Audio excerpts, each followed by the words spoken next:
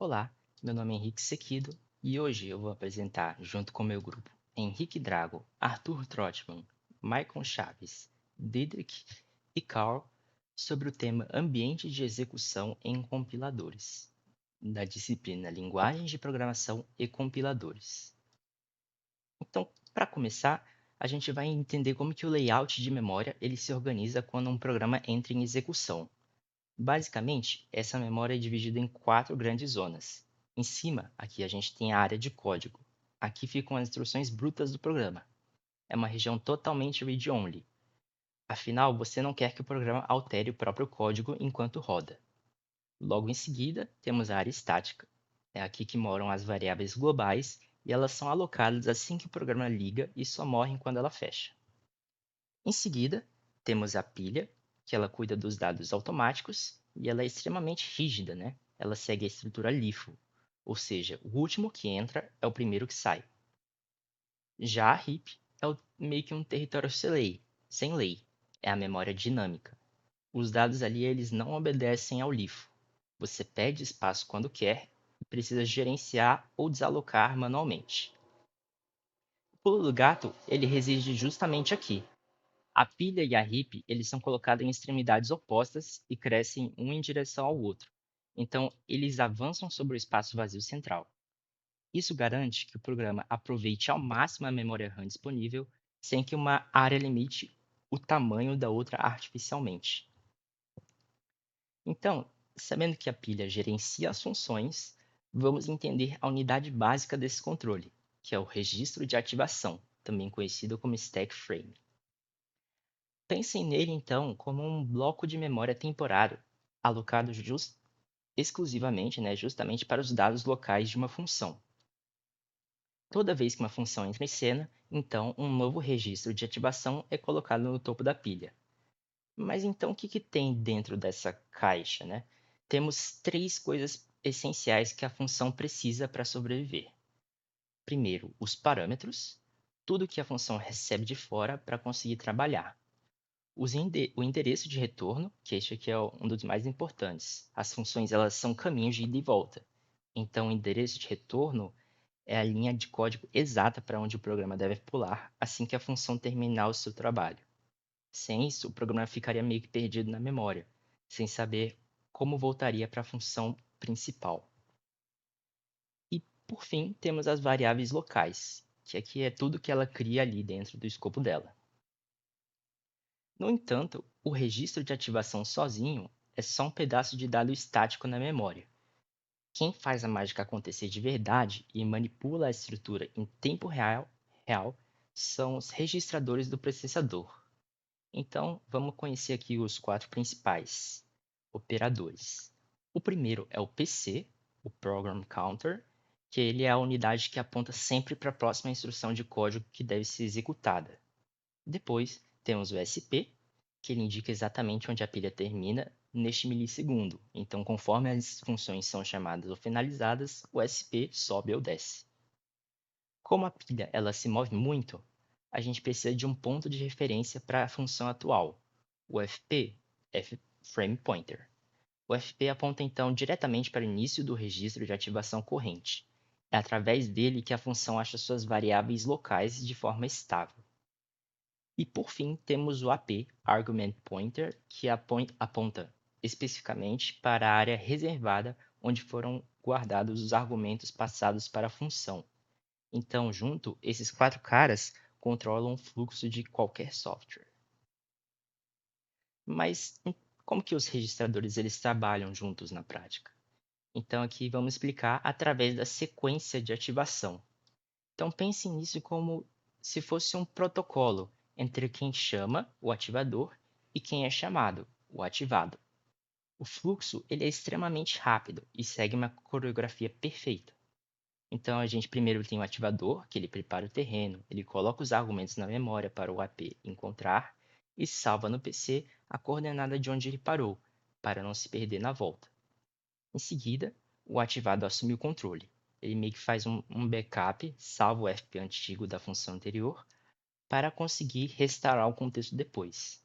Atualiza o SP para reservar seu próprio espaço de trabalho na pilha e começa a rodar seu código. No fim, quando a função entrega o resultado, o ativado ele desfaz tudo. Ele desfaz a pilha movendo o SP de volta, restaura o FP do ativador e o programa simplesmente pula de volta para aquele endereço salvo no PC. Tudo limpo. Então aqui, para fechar nossa visão geral, como os compiladores eles decidem lidar com tudo isso? Historicamente, então, existem três grandes estratégias de gerenciamento de ambiente, que vão ser explicadas com mais profundidade mais adiante. Primeiro é o ambiente totalmente estático.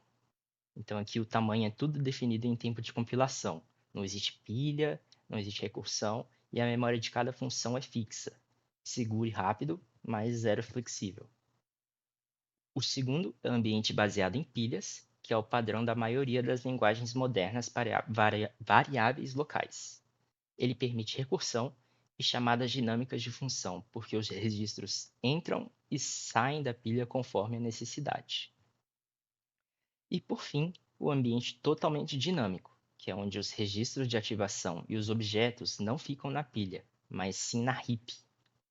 É o modelo ideal para linguagens funcionais com gerenciamento de memória muito flexível, onde os dados precisam sobreviver mesmo que a função que os criou já terminou. Olá, eu sou o Cal e eu vou falar sobre alocação estática. Essa alocação é a alocação mais simples que a gente tem e eu vou começar falando sobre a definição dela. A alocação estática, ela é uma memória que é definida em tempo de compilação e ela é fixa, ou seja, durante todo o programa, do, do, do início até o final dele, essa memória toda vai estar alocada e vai ser fixa e não vai mudar de lugar. O que isso significa? Antes de executar o programa, ou seja, na compilação, você já sabe o espaço de memória que o programa vai ter e já sabe onde cada variável vai estar. Algumas vantagens sobre a alocação estática é que, basicamente, ela é simples, rápida e previsível. Entrando um pouco mais em detalhes do porquê disso, ela não tem um gerenciamento de memória complexo. Por quê? Ela não precisa saber quando vai alocar, não precisa saber onde vai alocar, quando desalocar, tipo, desalocar como prever o endereço, eu não precisa fazer nada disso. A memória vai estar lá no começo da execução e vai ficar lá o tempo todo. O acesso à memória também não precisa perguntar para ninguém onde está a variável, não precisa calcular o endereço, ela simplesmente vai estar lá e vai ficar lá até o final. O custo de alocar e desalocar é literalmente mínimo, já que toda alocação vai ser feita de uma vez só no início do programa e toda desalocação vai ser feita de uma vez só no final do programa. Ela é muito previsível no sentido de você saber quanto de memória você vai usar antes mesmo de rodar o programa. Isso tudo é muito valioso. Falar um pouco agora sobre as desvantagens de locação estática, o quê? Por que que ela não, quando que ela pode não ser ideal? Acho que primeiramente a gente tem em mente, todo mundo tem esse exemplo em mente, que é a desvantagem que é o tamanho fixo. Se você precisa alocar um vetor de tamanho n, você precisa ou saber o valor exato de n, ou saber o máximo de n. Se você precisar de mais, seu programa não vai conseguir lidar com isso. Se você for usar menos, você vai estar desperdiçando memória. A questão do desperdício de memória é tanto esse caso de você não usar todo o vetor n que você alocou, mas também se refere ao caso de que você aloca logo no início e desaloca lá no final. Ou seja, se você precisar de um vetor bem grande no começo e um vetor diferente, bem grande no final, você vai precisar alocar os dois, e os dois vão ficar na memória o tempo todo no programa, enquanto um- uma memória mais dinâmica você poderia alocar, desalocar e usar o mesmo espaço para os dois. Isso não é possível na alocação estática. Outro problema é a rigidez, que ela não consegue se adaptar a nada que acontece em tempo de execução. Isso significa que ela tem dificuldade em oferecer suporte a estruturas lógicas complexas.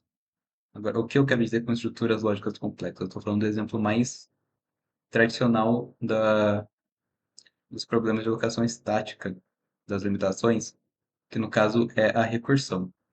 Aqui a gente pode ver um exemplo de recursão, e por causa daquelas desvantagens, a alocação estática não consegue lidar com esse problema. Ela tem muita dificuldade com chamada recursiva. Você pode só tentar imaginar como seria tentar fazer uma recursão com memória estática, você tendo só uma variável n. É simplesmente impossível. Ela não tem o que é necessário para fazer recursão, que são os vários contextos independentes para fazer esse tipo de coisa. No estudo de caso, eu quero falar um pouco sobre Fortran, que é uma linguagem muito interessante para memória estática. O porquê disso é porque ela é bem antiga, ela apareceu em 1957, ou seja, na época que ela nasceu, ela só tinha memória estática. Ah, e por causa disso ela é tão interessante. Vou falar agora um pouco sobre o contexto. O Fortran é usado principalmente para programas científicos, costumavam ter estrutura previsível, ou seja, normalmente era aplicar uma forma, encontrar uma variável, era encontrar uma estatística, calcular uma chance, e todos esses problemas com chamadas simples, a alocação estática era ideal. Algo interessante para se comentar é que na segunda versão, um ano depois, logo em 1958, as subrotinas, que são o que hoje a gente chama de funções, elas já tinham as próprias variáveis, você já podia ter variáveis locais. Elas ainda eram estáticas, ainda eram alocadas naquele mesmo local de memória junto com as variáveis globais.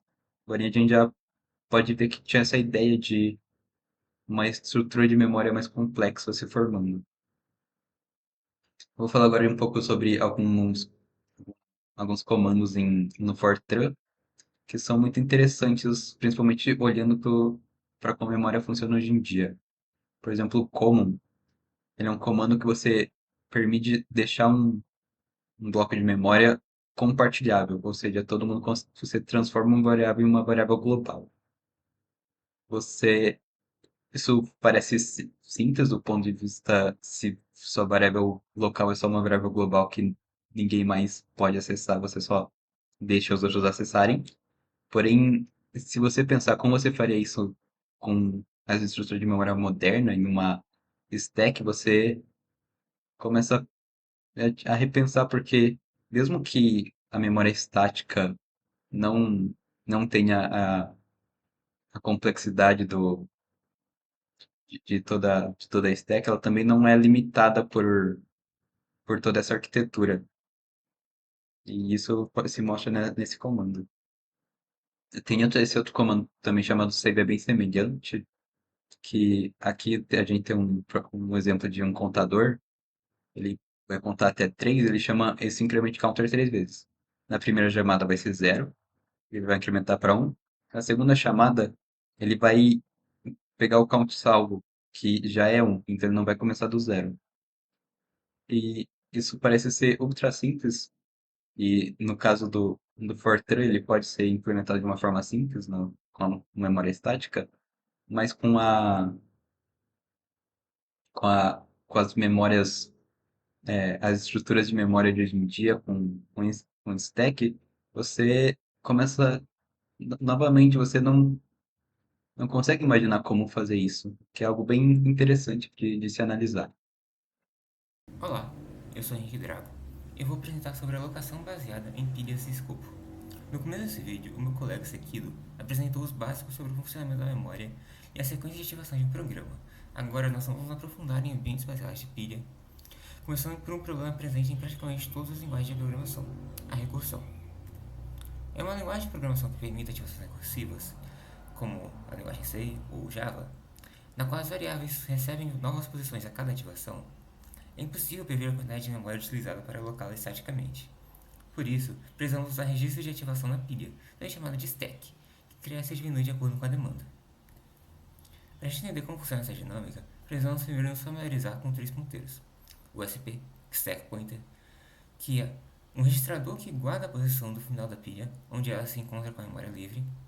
O FP, ou Frame Pointer, outro registrador que guarda o endereço de registro da ativação atual. E o novo, a vinculação de controle. Diferente dos outros dois, esse ponteiro foi guardado não em um registrador, mas no próprio registro de ativação. Ele é responsável por armazenar o valor do FP da função anterior, ou seja, aquela que chamou a função atual. Por causa disso, ele é frequentemente apelidado de FP velho. Nesse exemplo, nós temos uma pilha com dois registros de ativação, um para a função A e outro para a função B, que foi chamado por A. Prova disso é a vinculação de controle dentro de B, que aponta para o registro de A, ou seja, ele armazena o valor que FP tinha quando A era a função de execução.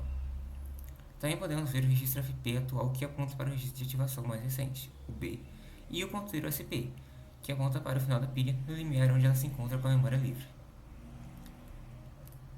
Para a gente entender por que o FP é tão importante, precisamos ver como ele é utilizado pelo programa. Nesse exemplo, nós temos uma função e seu registro de ativação correspondente.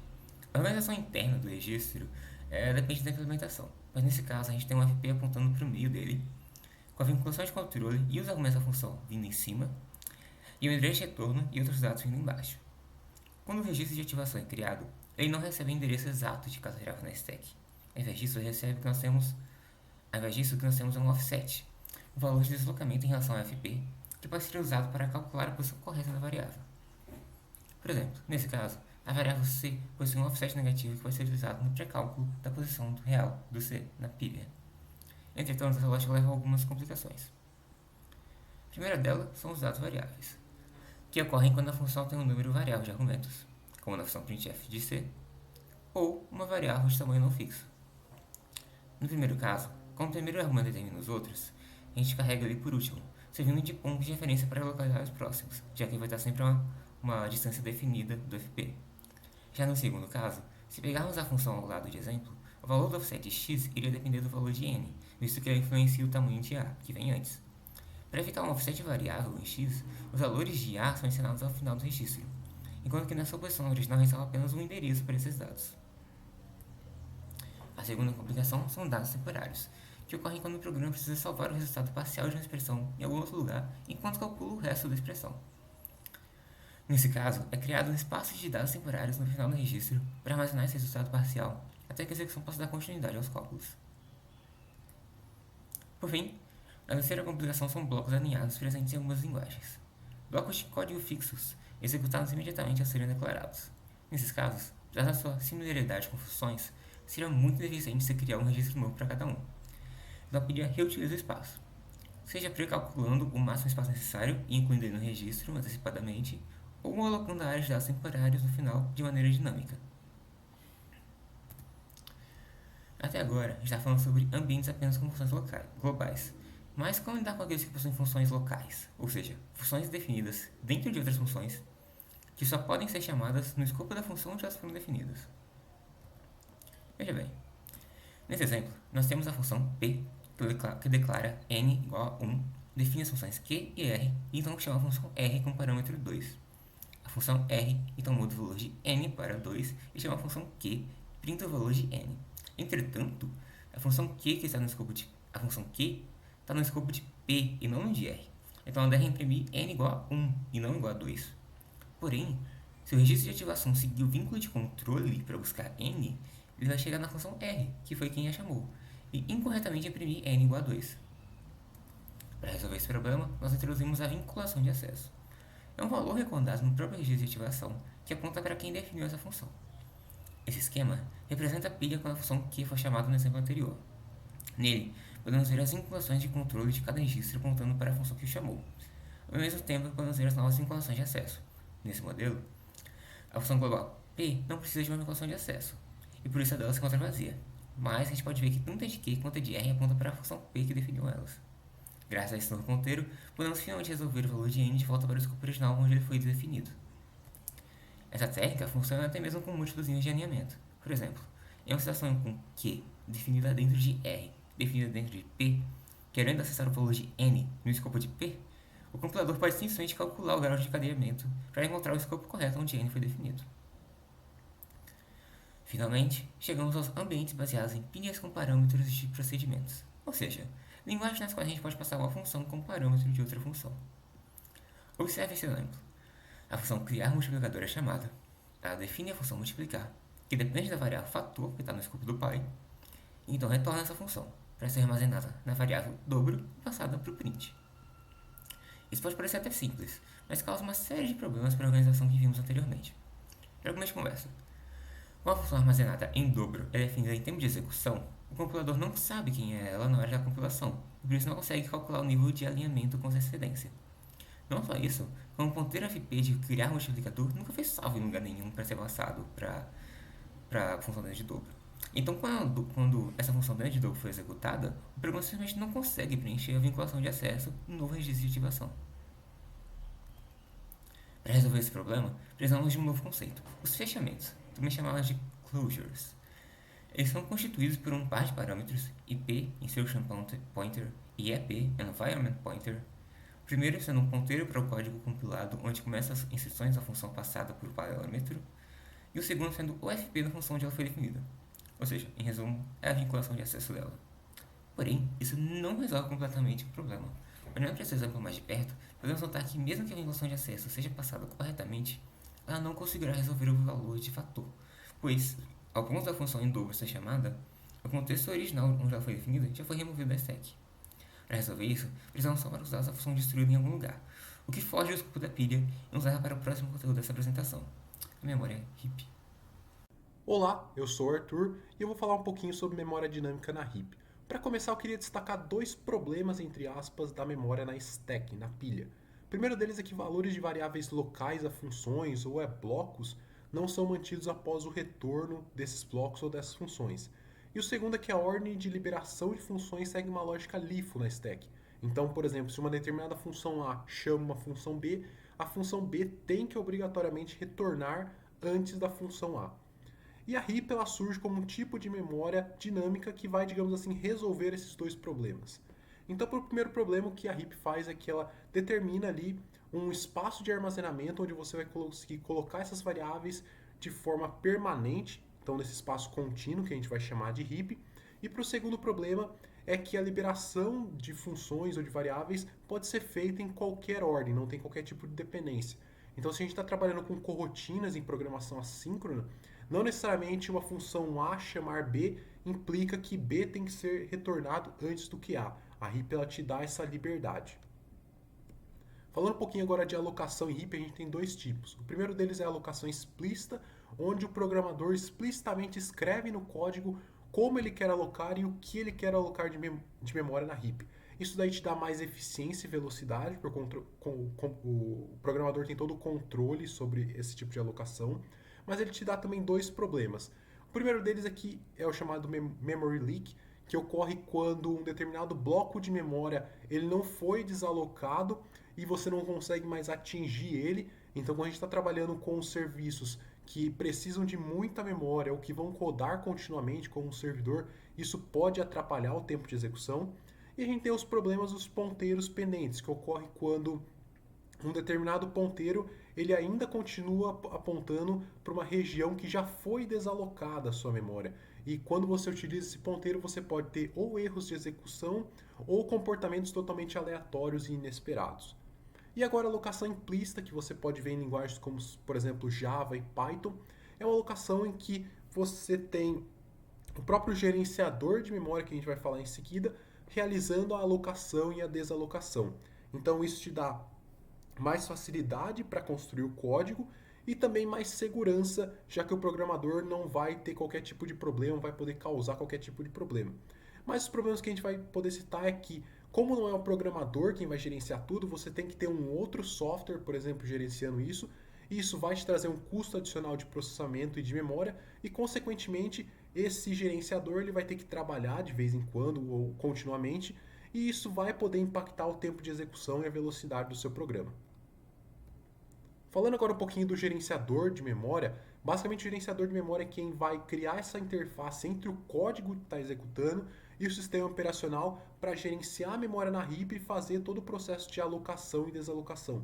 Ele tem basicamente três objetivos. O primeiro deles é a eficiência de espaço, então utilizar a memória heap da melhor maneira possível, reduzindo o máximo possível a quantidade de fragmentações que a gente vai ver em seguida.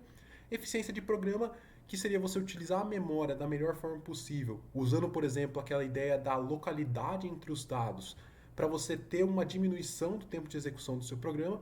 E baixo overhead, porque como você vai fazer muitas alocações e desalocações, você tem que diminuir o tempo que essas operações tomam na execução do seu programa. Falando agora um pouquinho de fragmentação, fragmentos são basicamente espaços livres, pequenos e não contínuos da sua memória heap. Então a sua heap pode até ter espaço livre para comportar um determinado dado, mas esses espaços eles estão ali quebrados em vários pequenos espaços, vários pequenos fragmentos, e você não consegue utilizar eles. Você tem algumas estratégias para tentar minimizar essa grande problemática da alocação dinâmica. As duas primeiras que eu vou citar estão relacionadas a como é feita a alocação. Então a gente tem o best fit, que quando você vai alocar um determinado dado, o gerenciador ele observa qual que é o espaço livre de memória, o bloco livre de memória que melhor comporta aquele dado, que fica mais ajustado, e o first fit, que é basicamente o primeiro bloco que ele acha em uma busca sequencial, digamos assim, que vai comportar aquele dado. E outra estratégia é a famosa junção de blocos livres, que quando você tem dois blocos livres ali na memória, um ao lado do outro, você pode juntar esses blocos livres em um só, reduzindo assim a quantidade de fragmentos.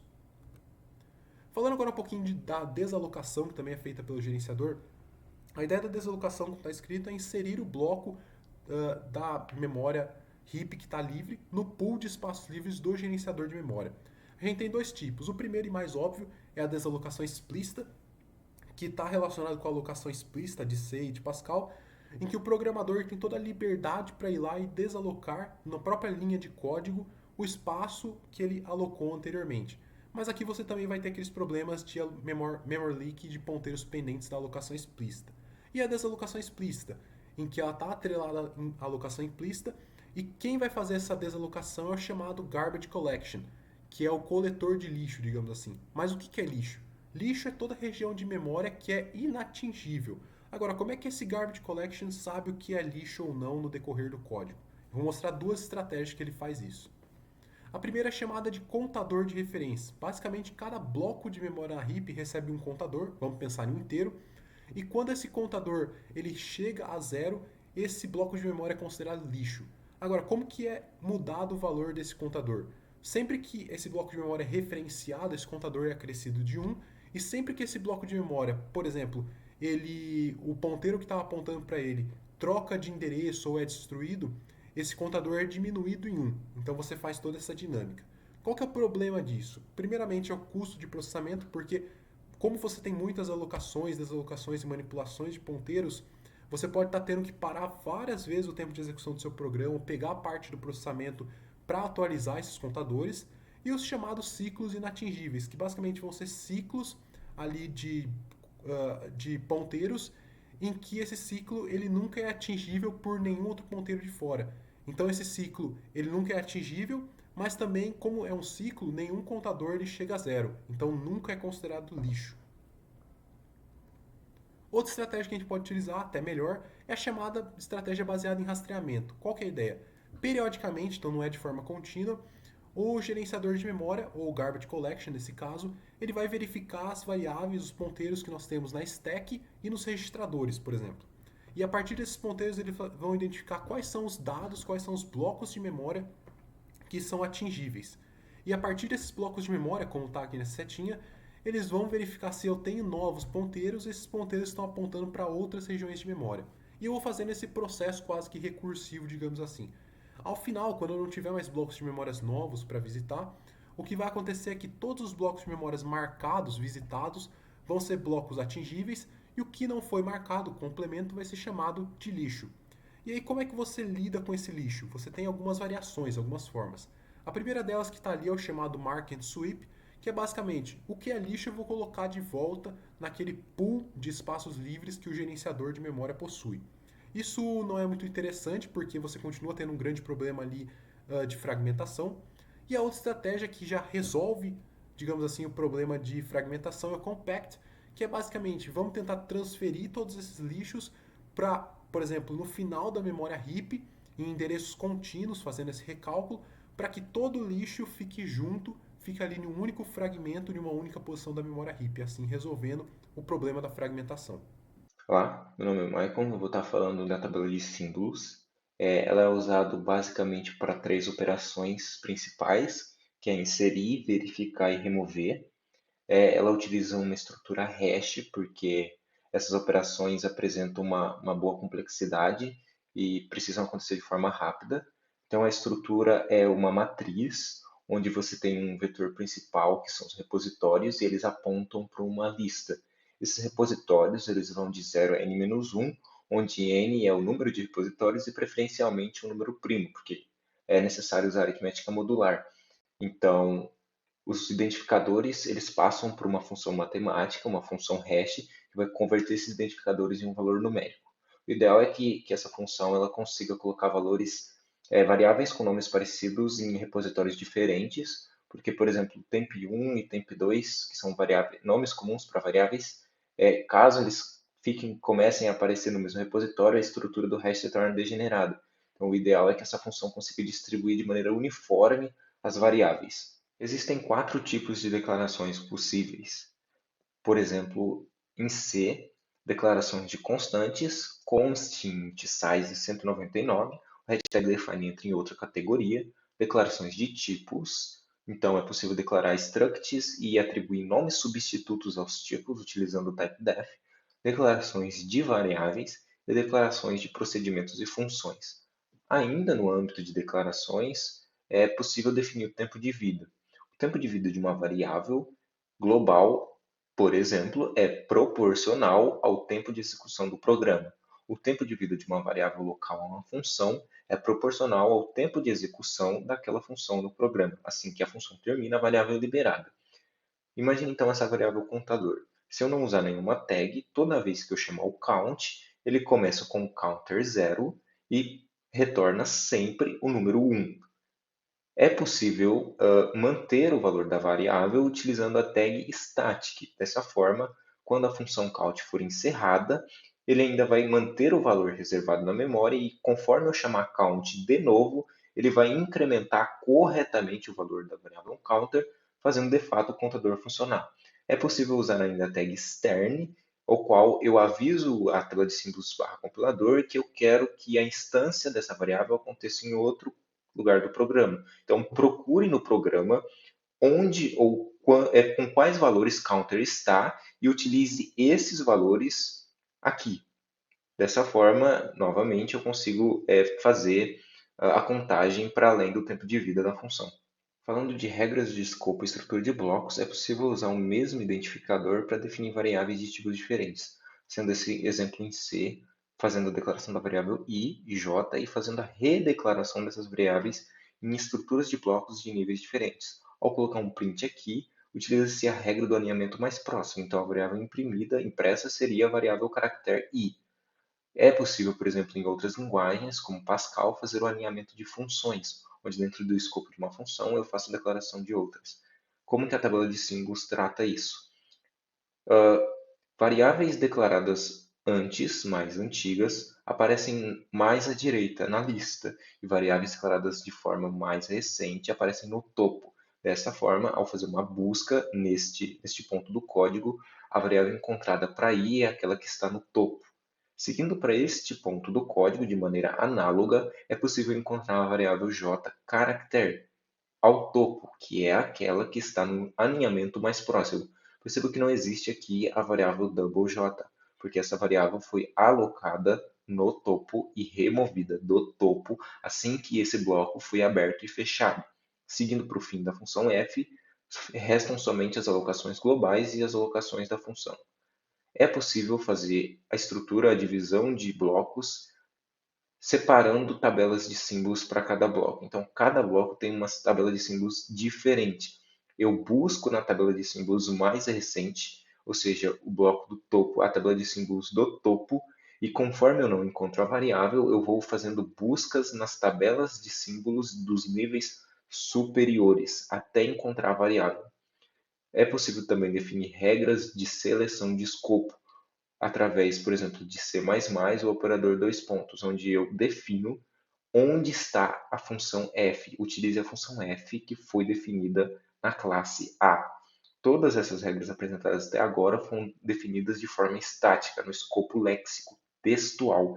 É possível utilizar um valor diferente, um escopo dinâmico. No valor normal léxico textual, estático, esta função, por exemplo, int i igual a 1, ao ser chamada a função main, iria chamar a função f, e a função f iria imprimir o valor i, não estando declarado aqui, procurando o valor global, imprime 1. É possível definir para que a função f busque no escopo de bloco superior a ele. Então, ao invés de procurar no escopo global, busque dentro da função main, que foi a função que chamou a função f, então imprimindo 2. Porém, isso exigiria que a tabela de símbolos aparecesse fosse parte do ambiente de execução.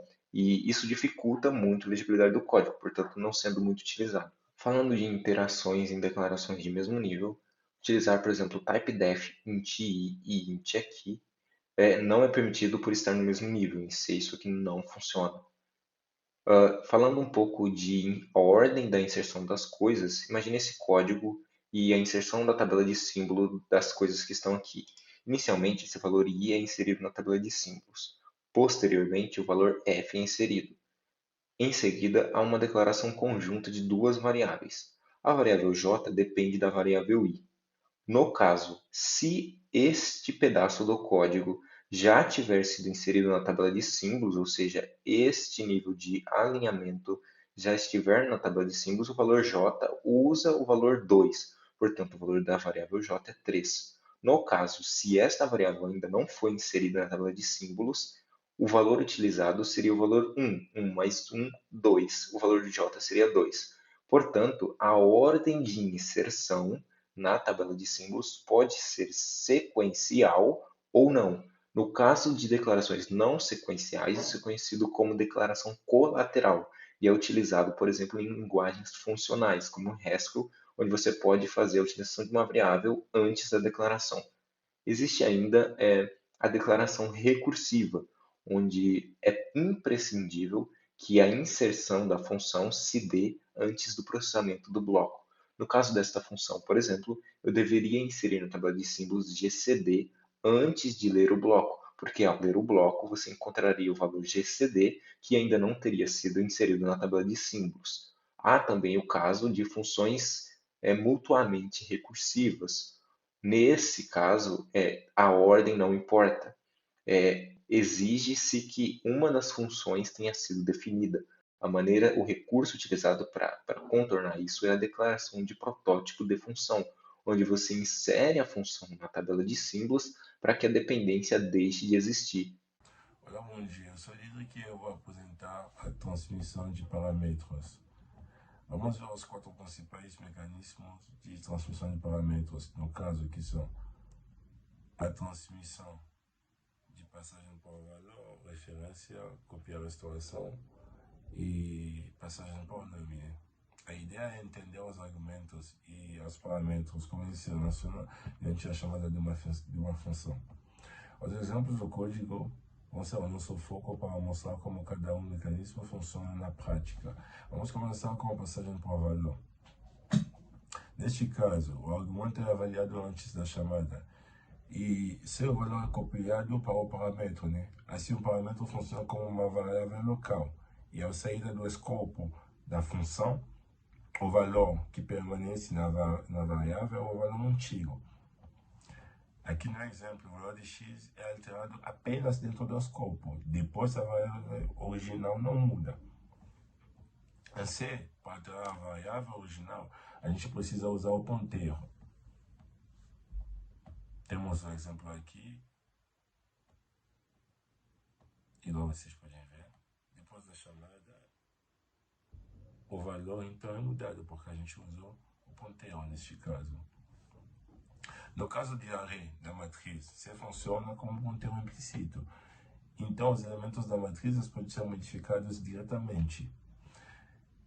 Esse mecanismo é simples de implementar, porque para o compilador é apenas uma cópia de valores, para o registro de ativação. Vamos agora para o caso de passagem por referência. Na passagem por referência, o endereço da variável é passado em vez do valor.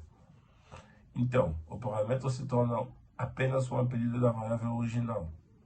Vamos ver aqui no exemplo.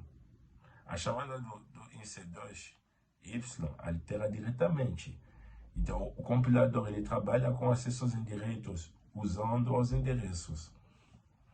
Também existe esse caso de linguagens igual ao Fortran 77, em que uma chamada, como exemplo aqui, do P263, a expressão não possui endereço próprio. Então, o que o compilador vai fazer é criar um endereço temporário para armazenar o resultado antes da chamada. Outro exemplo é aqui com a constante. Neste caso, como é passado por referência, para evitar a copia, já que a gente usou a constante, isso impede qualquer modificação mesmo. Agora vamos para o caso de copia e restauração. A passagem por copia e restauração, o valor é copiado na entrada da função e ele é copiado novamente na volta da saída, né? Vocês podem ver aqui no exemplo, mais x, mais y, com a chamada de PAA. Se a linguagem usa a passagem por referência, o A termina com o valor de 3.